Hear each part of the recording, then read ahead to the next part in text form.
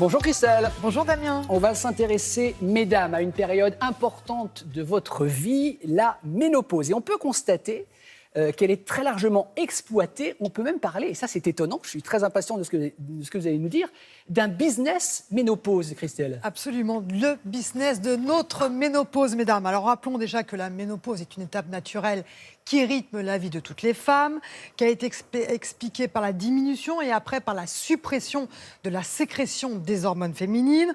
On dit qu'une femme est ménopausée lorsqu'elle n'a pas eu ses règles pendant plus d'un an. Et en France, eh bien, on estime que en moyenne, la ménopause se situe entre 48 ans et 52 ans. Ça, c'était la petite mise au point. Mais c'est vrai que les industriels s'en font un marché très juteux.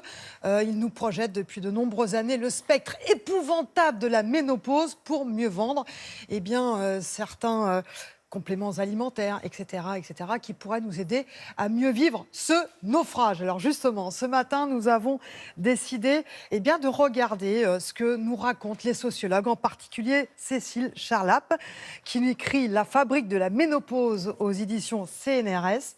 Il explique évidemment que dans d'autres sociétés, ça ne marche pas comme ça, la ménopause. Ça peut être une étape très agréable à vivre, ça peut être le début d'autre chose. Et puis nous avons croisé le regard de la sociologue avec évidemment les évidences scientifiques d'une gynécologue. La ménopause est une étape physiologique dans la vie d'une femme. Il n'y a aucune raison d'en être phobique. Par contre, il est nécessaire d'être accompagnée dans cette tranche de vie. 3 femmes sur 4 vont présenter une symptomatologie. Soit des bouffées de chaleur des soirs nocturnes, soit des douleurs articulaires, soit des troubles de l'humeur, soit des troubles du sommeil, soit une sécheresse vulvo-vaginale, tout en sachant que ces symptômes peuvent ne durer que très peu de temps ou, pour certaines, quelques années et nécessiteront une prise en charge. Alors, la ménopause, c'est une notion qui est pensée différemment selon les sociétés. Chez nous, en Occident, elle est perçue du côté de la carence, de la déficience.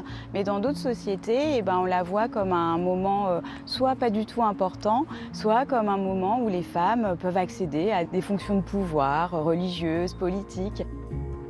Les femmes ne vivent pas toutes des symptômes invalidants, délétères à la ménopause, mais face à ces discours sociaux qui sont très alarmistes, elles vivent un moment très anxiogène. Nombre de femmes géreront cette symptomatologie grâce à une modification de leur hygiène de vie, en augmentant leur activité physique, en ayant une alimentation saine.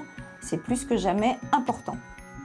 En décrivant la ménopause comme carence, les discours médicaux se basent à partir de taux hormonaux qui sont ceux des femmes en âge de fécondité, de fertilité, comme si c'était une norme et une seule norme, et qu'à partir de la ménopause, les femmes étaient exclues de cette norme de féminité. La ménopause, c'est pas un drame. On peut être ménopausée heureuse à partir du moment où on est bien accompagné.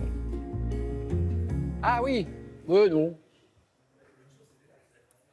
Alors, Christelle, une question. Le sport, oui ou non, c'est bon pour la ménopause? Oui, c'est exceptionnel. Le sport, c'est économique.